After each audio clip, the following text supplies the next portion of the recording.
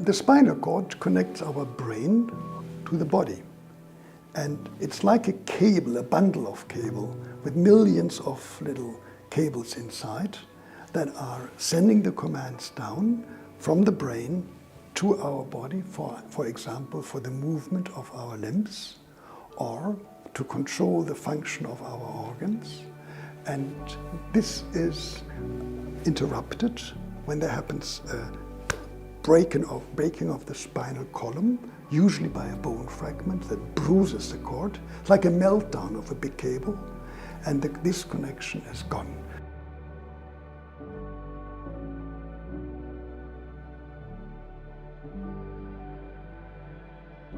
The approach that we're taking is to try and coax the axons, these wires that connect our body to our brain, to grow back. And to do that, we need to do two things. We need to get rid of the scarring that forms around the injury site.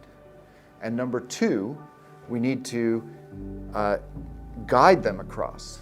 And so our approach is to, with a simple needle injection, add little rods and guidance structures that are magnetically aligned that the axons can then follow from one side to the other, kind of like breadcrumbs or maybe somewhere between breadcrumbs and railway tracks to help them guide them across and hopefully create a connection so that some function can be restored.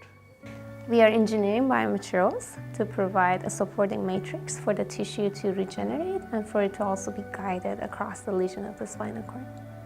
My team will be developing in vitro models of the injured spinal cord. That means we'll be developing three-dimensional cell culture models that we can use in the laboratory to test different combinations of biomaterials. My expertise in the surgical management of acute spinal cord injury will be leveraged by providing that really important clinical perspective to the therapies that we develop within the Mend the Gap project.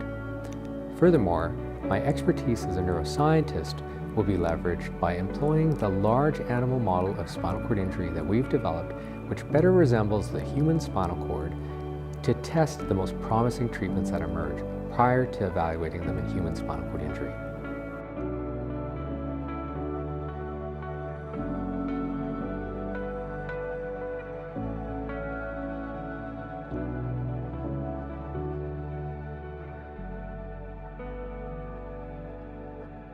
In addition to restoring independence and improving quality of life, restoring even some hand function, ability to breathe on your own, ability to perform other bodily functions on your own can also really reduce the amount of care that a person requires.